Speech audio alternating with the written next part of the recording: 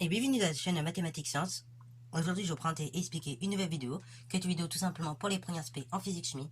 Et dans cette vidéo pour les premiers aspects en physique-chimie, ici je vous propose un exercice, on va dire à peu près bilan sur le tableau d'avancement. Ok, donc exercice pour s'entraîner sur le tableau d'avancement. Donc on va s'entraîner à pas mal de choses, vous allez voir. Donc là, le sujet de l'exercice c'est les feux d'artifice. Donc pour ceux qui veulent faire l'exercice, vous pouvez mettre la vidéo en pause. Et ensuite, on va tout simplement corriger.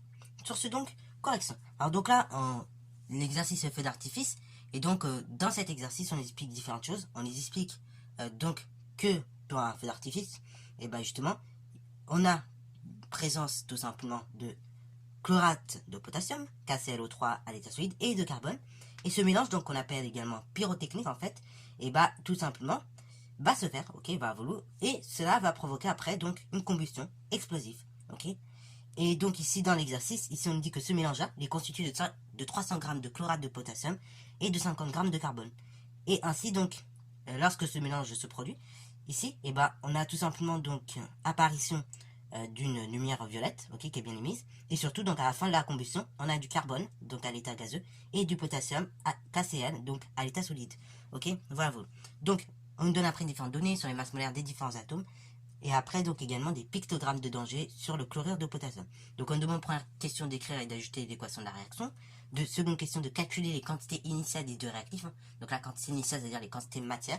Troisième question d'identifier c'est quoi le réactif limitant. Quatrième question d'indiquer, donc par un calcul, quelle serait la masse donc tout simplement de carbone afin que le mélange donc soit fait en proportion stoichiométrique. Et après donc de proposer une hypothèse, pourquoi, tout simplement.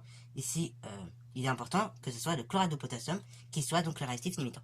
Donc, c'est parti mon kiki. Donc, on va commencer avec la toute première question, écrire l'équation de la réaction. Donc, l'équation de la réaction, je vous rappelle, elle s'écrit toujours, donc ça c'est un rappel de secondes. Vous écrivez d'abord les réactifs, ensuite une flèche, et après vous écrivez les produits, ok. Donc là, les réactifs, ce sont les éléments qu'on va faire réagir ensemble, donc au départ. Donc ici, c'est quoi qu'on fait réagir? Et on dit que c'est du chlorure de potassium, KClO3, à l'état solide, qui va réagir avec tout simplement du carbone à l'état solide, ok. Ces deux éléments réagissent ensemble, et cela nous donne deux choses différentes en termes d'éléments chimiques, du dioxyde de carbone à l'état gazeux, plus tout simplement du chlorure de potassium, KCl, à l'état solide. Voilà, alors vous voyez, je précise à chaque fois les états, parce que c'est très important. Si vous ne précisez pas l'état, on ne peut pas se modéliser la chose. Donc il faut vraiment, quand vous faites une équation de réaction chimique, faites l'effort de préciser l'état. Autant pour les demi-équations électroniques d'oxydation, parfois on peut ne pas préciser l'état des éléments. Mais après, quand vous écrivez l'équation, bien préciser les états de chacun des éléments. Comme ça, au moins, on arrive à se visualiser. Alors après, deuxième étape, j'ajuste mon équation. Donc là, je vais compter, comme au collège, tout simplement, les atomes de... Donc, pour chaque molécule, pour chaque constituant, je vais compter donc combien qu'il y en a. Et s'il n'y a pas le bon nombre, j'ajuste. Donc là, au niveau des atomes de potassium, donc j'en ai un avant la réaction et un après la réaction. Donc là, c'est ajusté, c'est bon. Au niveau des atomes de chlore, j'en ai un avant et après la réaction. Et au niveau des atomes d'oxygène, avant la réaction, j'en ai 3. Et après la réaction, en revanche, j'en ai que 2. Donc déjà, je vais devoir ajuster au niveau des atomes d'oxygène. Ainsi, donc le plus petit multiple commun entre 3 et 2, c'est 6. Donc là, ici, je multiplie par 2 le nombre d'atomes, ok, présents, afin d'avoir 6 atomes d'oxygène. Et là, donc, je vais multiplier par 3 le nombre d'atomes afin d'avoir également 6 atomes d'oxygène après la réaction. Alors du coup, ça fait que, au niveau des atomes de potassium et de chlore, on n'a pas les mêmes atomes. Donc on va refaire le compte. Au niveau des atomes de potassium, j'ai 2 atomes avant la réaction, et en revanche un seul atome après la réaction. Donc là, pareil, je vais rééquilibrer à nouveau ma réaction, ok. Donc là, je multiplie par 2 le nombre d'atomes de potassium, de sorte à avoir 2 atomes de potassium avant et après la réaction. Du coup, ça fait que j'ai 2 atomes de potassium avant et après la réaction. Et pour les atomes de chlore, j'ai également 2 atomes avant la réaction. Et après la réaction, j'en ai également 2. Donc du coup, c'est parfait, je vois que je mets le nombre d'atomes de chlore et de potassium avant et après la réaction. Pour les atomes d'oxygène, c'est pareil, je mets le nombre. Donc là, maintenant, on termine avec le carbone. Donc là, au niveau des atomes de carbone, attention, ici, j'ai un seul atome seulement de carbone. Donc là, le C qui est ici, c'est Cl, ok. Donc c'est l'atome de chlore, et c'est pas l'atome de carbone. Donc faire attention à ne pas se tromper. Donc ici, j'ai qu'un seul atome de carbone avant la réaction. Et après la réaction, par contre, je vois que j'ai 3 atomes de carbone produits, ok, voilà. Et pareil, le KCl, le C qui est ici, et ben en fait, là, faites bien gaffe, le C qui est marqué ici, c'est Cl, donc le chlore. Donc ainsi, j'ai seulement 3 atomes après la réaction, et 2 et un seul atome avant la réaction. Donc je vais équilibrer en multipliant par 3 le nombre d'atomes de carbone avant la réaction. Voilà, donc là, voilà l'équation de la réaction ajustée, bien correctement. Donc ça prend du... Enfin, là, ça prend du temps à expliquer. Évidemment, vous, quand vous faites ça sur une copie, voilà, c'est tout le raisonnement que vous devez avoir en tête. Donc, deuxième question, on demande de calculer les quantités initiales des deux réactifs, donc les quantités matière, bien évidemment. Donc là, ici, on va commencer par le carbone, ok? Et après, donc, on va faire la même chose pour le chlorure, enfin, le chlorate de potassium, ok? Donc, pour le carbone, qu'est-ce qu'on donne? Enfin, déjà, on va mettre ce que l'on cherche plutôt, et après, on va voir qu'est-ce qu'on donne. Donc, on cherche. Donc, on cherche quoi? On cherche la quantité de matière du carbone. Donc, on cherche N. Maintenant, qu'est-ce que l'on a comme données? Donc, on a deux données.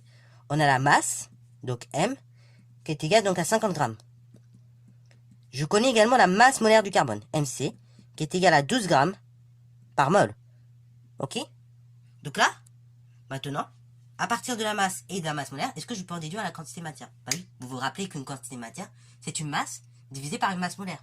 Donc là, bah tout simplement, en fait, je vais ressortir cette relation-là, et après, je vais l'utiliser afin de déterminer la quantité de matière correspondante. Ainsi, donc, on va mettre or. On sait que tout simplement, la quantité matière N, c'est une masse divisée par une masse molaire. Ici, la masse molaire du carbone. Autrement dit, la quantité matière, donc c'est tout simplement nos 50 grammes, divisé par 12 grammes par mol, ok? Alors là, on fait bien attention au niveau des unités. On a des grammes qu'on divise par des grammes par mol, c'est bon. Par contre, si on aurait des grammes divisés par des kilogrammes par mol, il aurait fallu convertir soit la masse, soit la masse molaire, pour que les deux éléments soient dans les mêmes unités, ok? Donc là, si vous faites 50 divisé par 12, vous allez arriver tout simplement à 4,16, à 4,16666 jusqu'à l'infini. Ici, regardez comment j'arrondis mon résultat. J'ai au numérateur 2 chiffres significatifs, au dénominateur 2 chiffres significatifs également. Donc j'arrondis mon résultat avec le plus petit nombre de chiffres significatifs, c'est-à-dire 2 chiffres significatifs. Autrement dit, en arrondissant avec 2 chiffres significatifs, je trouve 4,2 mol, ok? Bah voilà, comme quantité de matière pour le carbone. Maintenant, je vais faire la même chose, le même raisonnement, pour tout simplement le chlorate de potassium, ok? Donc pour le chlorate de potassium, vous avez compris ce que l'on cherche. On cherche également donc la quantité de matière, donc petit m, enfin petite n, pardon. Ok, donc on cherche n. On met ce que l'on a, donc on a la masse de chlorate de potassium, m, qui est égale à 300 grammes. Je connais également donc ici la masse molaire de cette molécule, ok? Donc du chlorate de potassium, KClO3. Sa masse molaire, on nous dit que c'est 122,6 grammes par mol. Là, pareil, même raisonnement que tout à l'heure, j'ai la masse molaire. Donc, pour déterminer la quantité de matière, je réapplique la même relation que tout à l'heure. C'est-à-dire quantité de matière est égale masse sur masse molaire. Donc, or, on sait que la quantité de matière, c'est une masse divisée par une masse molaire. Donc, la masse molaire ici, du chlorate de potassium, KClO3. C'est-à-dire que la quantité de matière, donc c'est tout simplement la masse, nos 300 grammes, qu'on divise par 122,6 grammes par mol. Ça fait que la quantité de matière est égale à la chose suivante. Donc là, je vois qu'au numérateur, j'ai 3 chiffres significatifs. Au dénominateur, j'ai plus que 2 chiffres significatifs. J'ai 4 chiffres significatifs, ok? Donc ça fait que je vais arrondir le résultat avec le plus petit nombre de chiffres significatifs. En l'occurrence, 3 chiffres significatifs. Quand j'effectue mon calcul, donc avec la calculatrice, on obtient 2,4, 4, 6, 9, etc. Ici, donc j'arrondis le résultat avec 4 chiffres significatifs, ça fait que, du coup, ça fait 2,45 mol, avec 3 chiffres significatifs. Ok? Donc là, j'ai les quantités matière de chacun des atomes. Donc une fois que j'ai déterminé la quantité matière de chacun des éléments, j'ai répondu tout simplement à ma deuxième question. Maintenant, donc troisième question, identifier le réactif limitant. Et bah, pour ce faire, on va devoir réaliser un tableau d'avancement, ok? Et c'est à l'aide de ce tableau d'avancement et de l'équation de la réaction qu'on a établie qu'on va pouvoir déterminer le réactif limitant. Donc, du coup, troisième question, le tableau d'avancement. Alors du coup, je vais réaliser rapidement le tableau d'avancement, ok, pour avancer. Je vais préparer le terrain, dans le sens où on va d'abord indiquer, d'une part, l'équation de la réaction. Après donc, l'équation de la réaction bien évidemment équilibrée. Hein. Après donc les états où on est, ok, à quel avancement on est. Et puis également donc tout simplement, après on va compléter le reste ensemble. Alors, du coup, maintenant, voilà le tableau d'avancement. Donc là, je commence à le construire, mais normalement, on va compléter ensemble. Donc là, comme je l'ai dit, on a mis l'équation de la réaction, vous voyez, qui est équilibrée. Toujours, donc là, faites bien attention aussi. Toujours quand on fait un tableau d'avancement, mettez bien l'équation de la réaction équilibrée. Sinon, après, on va avoir des très gros problèmes quand on va vouloir étudier l'avancement. Donc, vraiment, il faut bien penser à mettre l'équation de la réaction équilibrée. Deuxièmement, donc, on met les états du système. Après, on a une case pour l'avancement. Et après, pour chacun des éléments, on aura une case, en fait, pour les quantités matière. Donc là, dans cette case-là, je vais mettre la quantité matière, du coup, du chlorure de potassium, KClO3. Ici, la quantité de matière du carbone. Ici, dans cette case, donc, la quantité de matière du dioxyde de carbone. Ici, la quantité de matière du donc là, ici, du chlorure de potassium, KCl. Ok? Donc là, voilà, on arrive là. on a complété cette partie du tableau. Et donc, on va également compléter la partie sur l'avancement. Donc, à l'état initial, l'avancement, X, il vaut 0. Ça veut dire qu'on a produit 0 mol, ok, de produit. Là, pour l'instant, la réaction n'a pas eu lieu, donc il n'y a pas eu de produit.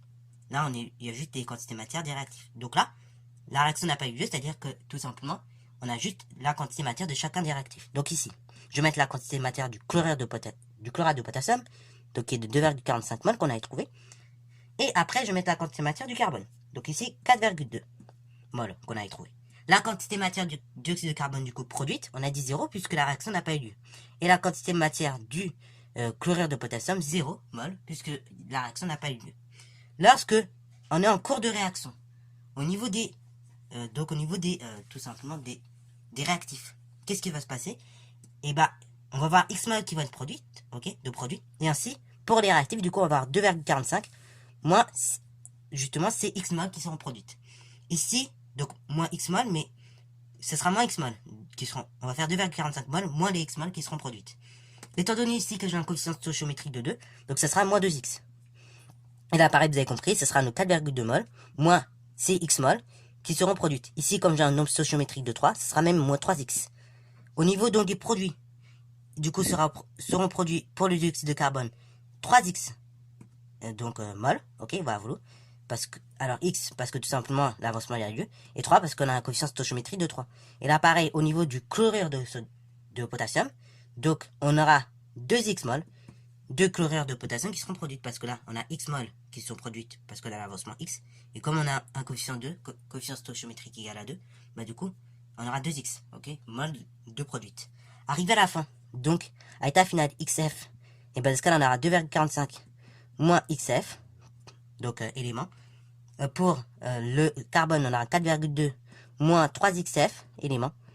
Et après, pour le dioxyde de carbone, on aura donc 3XF, donc mol de dioxyde de carbone produite. Et pour le chlorure de potassium, 2XF, donc dioxyde de carbone produite. Ok, voilà. Alors maintenant, il s'agirait de déterminer c'est quoi le réactif limitant. Là, on a juste fait le tableau d'avancement. Donc pour déterminer c'est quoi le réactif limitant, je vais exploiter comme ça la dernière ligne de mon tableau. En particulier ces deux colonnes-là, ces deux cases-là. En fait, là maintenant, il va s'agir de faire l'hypothèse que dans un premier temps, c'est le chlorate de potassium qui est le réactif limitant. Dans le second temps, on fera l'hypothèse que c'est le carbone qui est le réactif limitant. Et l'avancement le plus petit en mol qu'on trouvera, donc l'avancement X en mol qu'on trouvera, le plus petit, et ben c'est ça qui va nous donner tout simplement en fait, et ben la valeur, la valeur de X la plus faible, et donc le réactif limitant. Alors, du coup, maintenant on va faire l'hypothèse. Donc, hypothèse numéro 1, on suppose que tout simplement, donc l'élément donc KClO3, donc le chlorure de potassium à l'état solide, est le réactif limitant. Ok? Donc ça, c'est la première hypothèse. Donc concrètement, ça signifie quoi?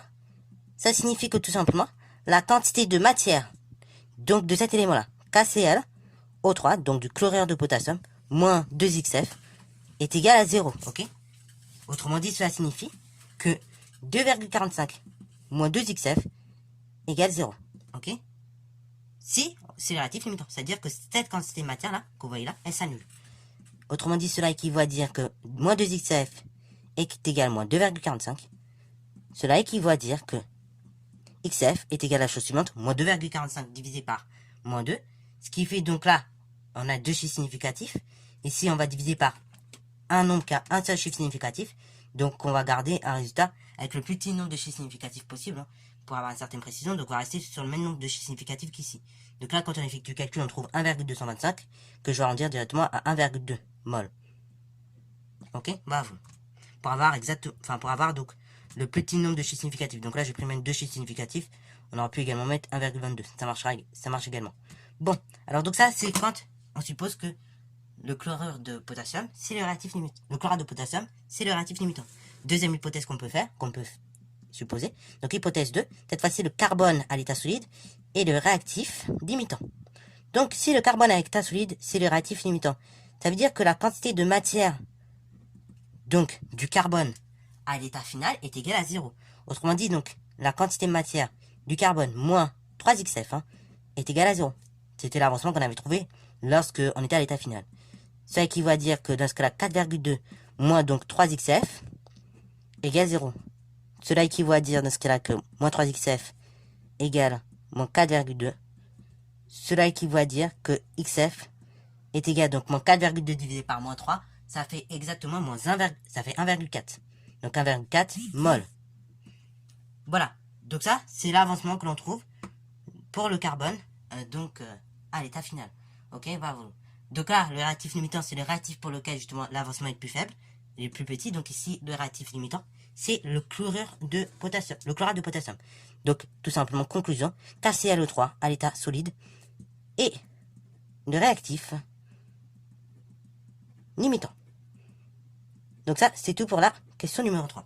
Donc maintenant, on passe à la question numéro 4. Alors, question numéro 4. Donc on nous demande de déterminer la masse de carbone permettant d'avoir un mélange initial stoichiométrique. Alors je rappelle que si on a deux réactifs A et B qui réagissent ensemble et que le mélange de ces deux réactifs en fait forme un mélange stoichiométrique, cela donc signifie que la quantité de matière initiale, donc de l'élément A, divisé par le nombre stoichiométrique indiqué à gauche de l'élément A, est égal à la quantité de matière de l'élément B, donc quantité de matière initiale de cet élément B, divisé par le nombre stoichiométrique indiqué à gauche de cet élément B. Ici, ça veut dire quoi concrètement? Ça veut dire que si, tout simplement, donc le mélange est stoichiométrique, alors, donc, la quantité de matière initiale en chlorate de potassium, KClO3, divisé par le nombre stoichiométrique indiqué à côté de cet élément-là. Donc là, dans l'équation ajustée, vous pourrez revoir en revenant un petit peu en arrière, on voit que le nombre stoichiométrique indiqué à côté de cet élément-là, c'est 2. C'est égal à la quantité de matière initiale du carbone, divisé par le nombre stoichiométrique indiqué à côté de celui-ci, donc 3. Cela équivaut à... Donc vous vous rappelez qu'une quantité de matière, on peut l'écrire comme une masse divisée par une masse molaire. Donc là, ce dont je vais faire, comme ici je cherche la masse, tout simplement, de carbone, qu'il faudrait pour qu'on ait un mélange stoichiométrique. Pour le membre de gauche, je vais le laisser tel qu'il est. Par contre, je vais légèrement modifier le membre de droite, afin, tout simplement, d'avoir la quantité de matière correspondante. Ok, bravo. Donc, ainsi ça me donne toujours N0 KClO3 divisé par 2, qui est égal donc à masse sur masse molaire, donc du carbone, qui est égal divisé par 3. Cela équivaut à dire la chose suivante. Donc là, maintenant, je remplace avec les données numériques. Donc cela équivaut à dire que la quantité de matière initiale du du chlorate de potassium. Donc ici, on avait trouvé tout à l'heure que cette quantité de matière était tout simplement de 2,45 mol divisé par 2, c'est égal à la masse, donc ce que je cherche, divisé par la masse molaire du carbone. Donc la masse molaire ici, c'était 122, c'était pas 122, c'était 12 grammes par mol, donc 12,0, divisé par 3, sont égales, ok? Cela équivaut à dire la chose suivante. Cela équivaut à dire, dans ce cas-là, 2,45 divisé par 2, on avait trouvé donc, pour garder le petit nombre de chiffres significatifs, que ça faisait 1,22. Donc on peut même arrondir 1,23 si vous voulez, qui est égal, dans ce cas, la chose suivante, c'est égal toujours à la masse, divisé par la masse molaire du carbone, donc 12,0, donc divisé le tout par 3. Là, vous savez, en maths, en physique, chimie ou en maths, on n'aime pas trop enchaîner comme ça plusieurs divisions. Donc là, la division par 3, tout de suite, je sais que diviser par un nombre, c'est multiplier par son inverse. Donc ça fait 1,23, qui est égal à la chose suivante, masse sur masse molaire du carbone, donc 12,0, fois la multiplication par l'inverse, 1 tiers. Ok? Là, pareil, on peut réduire, hein, ça fait 1,23, qui est égal donc à m fois 1, m.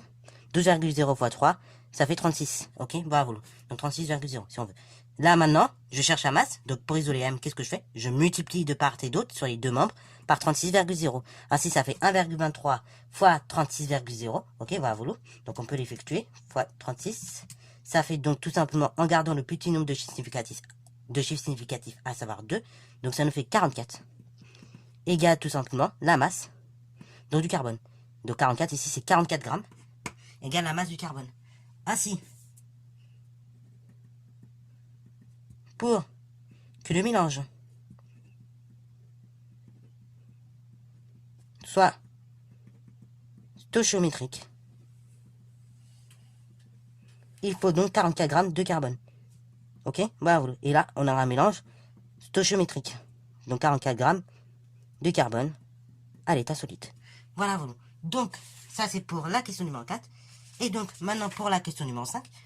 Donc, proposer une hypothèse expliquant pourquoi, justement, le chlorate de potassium doit être le réactif limitant. Donc là, on va surtout se baser sur les panneaux de sécurité que je raffiche, donc du chlorate de potassium. Donc là, on en a trois. On a le premier qui signifie en fait que c'est un produit inflammable.